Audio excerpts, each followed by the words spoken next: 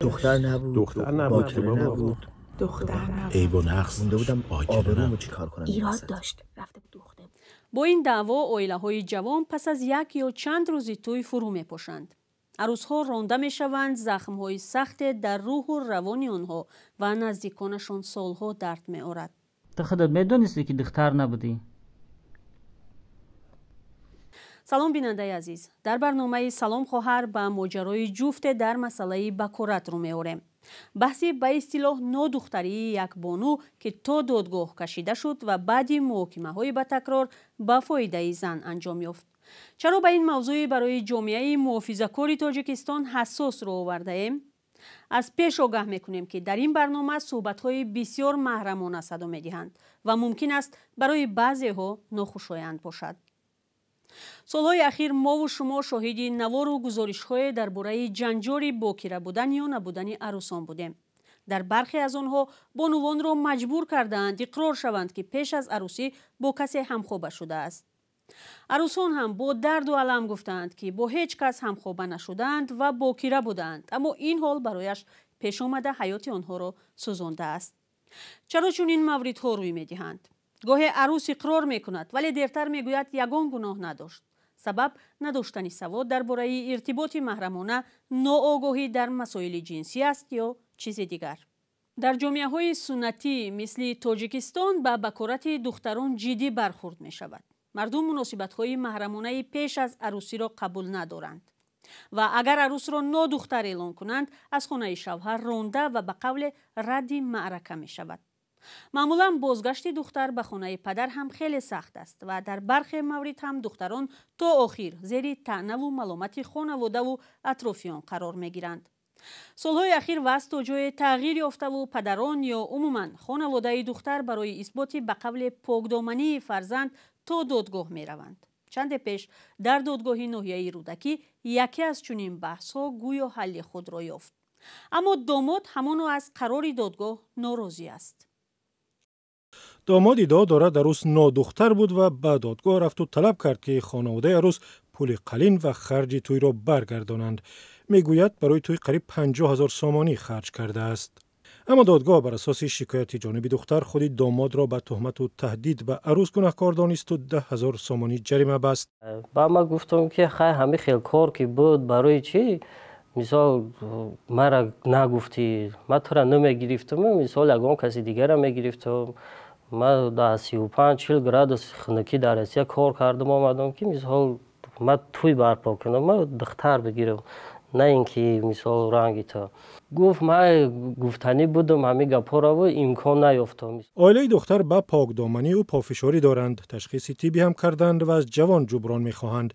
پدر عروس میگوید داماد بعد از یک ماه زندگی مشترک شکایت کرده است. دختر در عریضه به دادگاه ناحیه رودکی گفته است من را مدت 1 ماه با خواهش خودش استفاده برد، سپس با مقصدی غرضناکش مرا تهمت کرده، شأن و شرف مرا پس زده، نادختر گفت. پدر عروس در یک تماس تلفنی به ما گفت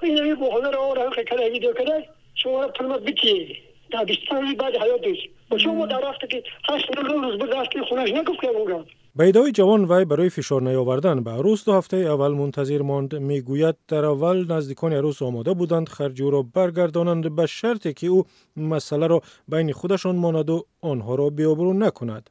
اما بعداً از فکرشان گشتند. با ما مجبور شدم که عرضه کنم، پیشنهاد کنم در سود ناحیه رودکی با فکت دلیلاش. مثال من خواستم که مبلغ به دست بیارم، با دویم بار توی کنم. همین خیلی مصلحت هم کردیم با پدر مادرش که دخترتون شوتین رود و من پول مرا تین به زن میگیرم. خلاصه آخران سوده که گذشته انا کاک بوده که ما ویا تحمد کردگی باشیم، با کراتی دختری ویا ما گرفتگی باشیم، دلیل و سندایی که پیشنهاد کردیم همش دروغ باشد. منظور از دلیل گفتن جوان ثبت نواری است که در آن گویا دختر اقرار میکند باکره نبود و اصلی قضیه را نقل کرده است. تو خودت میدونستی که دختر نبودی؟ بردار سرتا گپ زن خوشنما نه گیریه دیگه پیش راه میگیره نه یگون سرخمی چیزی هست گپ زن. بنا به خلاصه دادگاه نوار زیر فشار و تهدید ثبت شده است. به نقل پدر دخترش در مرافعه گفته است ادعای جوان یگان اساس ندارد. پدر عروس میگوید رفتار داماد سابقش به زندگی و حیاتی دخترش ضربه سخت زد. این دختر یه هفته زدم که کرخ بود بعد هماسه گازه در اون کروش نمیشم به کرخ بودن کنیم به رام دیگه. جوان میگوید از ادعای خود دست کشیدنی نیست و میخواهد برای بی‌اعتبار شدن امر جریمه به دادگاه بالایی شکایت برد جبران ضرر مادی و معنوی طلب کند. معلوم نیست بحثشان تا کجا می رود. اما مثل این قضیه به مرکزهای تشخیص طبی سعودی تاجیکستان سالانه 10 نفر برای سنجش بکارت مراجعت می کنند. سرنوشت آینده اکثر این عائله‌های نوبنیاد را هم نتیجه تشخیص حل می کند، ولی در بسیار حالات حتی نتیجه تشخیص هم آتش جنگ را خاموش نمی کند و اگر به فایده دختر هم بود دیگر او به نزد شوهر یا مردی که آبرویش را زیر سوال برد برگشتن نمی خواهد. ماجرای خانواده یک جفت جوان که داماد در آن همسرش را 9 دختر خونده از خانه رانده است و می‌خواهد خرجش را برگرداند و قرار دادگاه که خود پسر را به پس زدن شأن و اعتبار عروس گناهکار دانسته امر داده است که جبران بپردازد. طبیبان ناآگاهی جنسی جوانان را دلیل افزایش بحث بکارت عنوان می‌کنند. گروه دیگر می‌گویند این فقط یک بهانه خلاص شدن از عروسان ناخواهم است. برخی از عائله‌ها برای پیش نآمدن چنین بحث او را برای تشخیص به مرکز جمهوریوی تشخیص طبی و دادگاهی میبرند و با سند اثبات بکارت به خانه شوهر میفرستند. هرچند سازمان جهانی بهداشت طلب گواهی بکارت را تحقیر زن و حتی یک عمل غیر انسانی عنوان کرده است، خانواده‌ها بر اینند که آن از فروپاشی عائله پیشگیری میکند. با ترس از رسوایی برخی از دختران هم که قبل از عروسی با مرد همخوابه شدند تصمیم میگیرند که با خرج زیاد آبرو یا بکارت خود را برقرار کنند. اینجا به چند سوالی ما و شما کارشناس تشخیص طبی و دادگاهی رحمت الله مودینوف پاسخ میگوید. از او اول خواستیم از نظر طبی شرح دهد که تا کجا همین باوری مردم درست است که باید بعد نزدیکی جفت جوان بستری آنها با خون آلوده شود. اکنون در زندگی ما اکنون باکرگی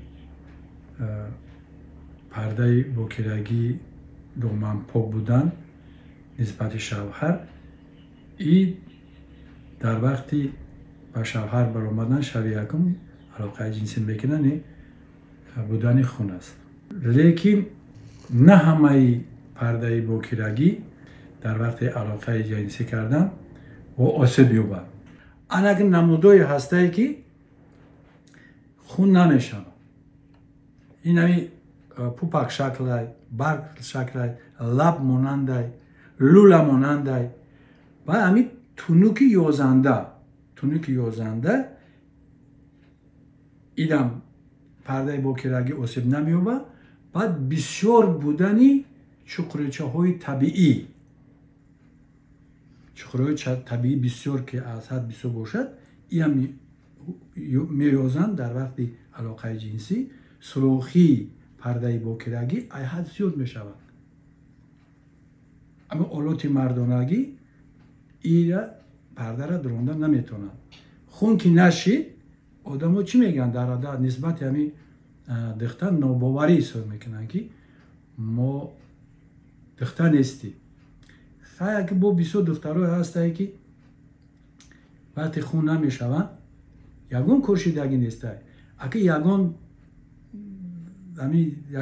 گپ یگون بونه یگون نقل میکنن که خیلی نمال بوده کم در غلطی ده بودم یا یک جدا پری ده بودم یا افتی ده بودم یا که من نمیدونم خیلی در یوشین ما بچه ها قدی بازی میکردیم همین خیلی هر گپ رو میگن و دیلی همین شوهرشونه شبهه ده میغلطه که همین دختر مورا دروغ گفته سد هر گپ آورده سد خدشه سفید کرده سد. سبب همین گونه ناباوری و جنجال و دعواها که این عروس دختری باکره نبود از کجا سرچشمه میگیرد؟ نداشتن سواد درباره ارتباط محرمانه، دانش درباره علاقه جنسی یا چیز دیگر؟ امیده در مکتبو نمیفهمونن، درس نمیزگرن که مردینه چی خیلی زنه چی خیلی نمود میشوه که این حالتایی که خیلی حالتو هسته اگر این خیلی نمود شوه همین هیچ که نمی اوموزانم در مکتبو درس نمیزگرم باید نمیوره یک فکر کنه یک درس اویله. باکیره بودن رو تا کجا جوانان درست میفهمند؟ مثلا اونهایی که شما صحبت کرده اید تصورشون درباره باکیرگی چی است؟ در این سمت یگان سواد ندارن، یگان معلومات ندارن. وقتی که ما میفهمونیم که همین خیلی نمونده میگه چی خیل مرا خیلی مثال یا که بابامای مامامای حتمای گفت که همین قطعی زن بگیری خوبره باید خون شوه. اگه خون که نیست همین باکیره نیست. این خیلی چیزا دارن فهمیشو دارن. برای آنکه چنین بحث ها سر نزند باید جوانان چیکار کنند یا چی رو باید دانند؟ میورن اکسپرتیز میورن، ما میبینیم، ما مینویسونیم که همین خیلی نمود هسته نموداش میشوه بسیار وامیخوردگی ها بسیار وامیخوردگی های حلقه شکل نیم حلقه شکل کم وامیخوردگی ها ای دیور شکل هلک شکل بعد تونوکی یازنده کم وامیخوردگی ها هسته این نموداش هسته پوپک شکل برگ مانند لب مانند در همین جمع رنگ رودیمنتر نی یک پرده باکیرگی بلندش 0.1-0.2 سانتی متر همین نمودی کم وامیخوردگی اگه با هسته که از حد کم وامیخوردگیش این نمودی پرده باکیرگی هایی که او گوشتی های او را مردک درونده نمیتونه محکمه خیلی ممکن که در بولوش یا که بر یگونجوش 0.1-0.2 میلیمتر یگون سروخچه باشه برای که برآمدنی حیز میشوند دیگه ای هم از اونجا کم میبراید. وقتی که ای خیلی را مردک خوب کردن نمیتونن خطی زنن دروندش نمیتونن ای را میبرن پیش دکتری اومدویا اکش گینیکولوگ و میبرن خیاش میکنن بعد مردک به همین دختر علاقه جنسی کرده میتونن. سپاس از متخصص برای شرح موضوع و پاسخ به سوالهای ما. در ضمن این مسئله رو با یک پزشک زنانه هم مطرح کردیم. This can be lost by sport, driving a bicycle. پرده بکارت میتواند هنگام ورزش و یا دوچرخه سواری از بین برود و دختر هم از آن بیخبر ماند زیرا پرده بکارت دخترها از همدیگر فرق میکند. از بعضی ها میتواند بسیار تنک یا اندکی سخت باشد. از بعضی بانوان حتی تنکتر از کاغذ سیگار میشود و به آسانی میدرد و خودش هم نمیداند و هیچ خونی هم نمیآید. چند شکلی پرده بکارت معمولی وجود دارد. پرده بکارت بعضی از بانوان این گونه میشود و از بعضی ها این گونه خرد و باز می شود. پرده بکارت بعضی از آنها حلقه شکل و یازنده است و هر وقت این زن ارتباطی جنسی دارد مثل علاقه جنسی شبیه اول است. همیشه همان درد را دارد ولی خون هم نمی آید.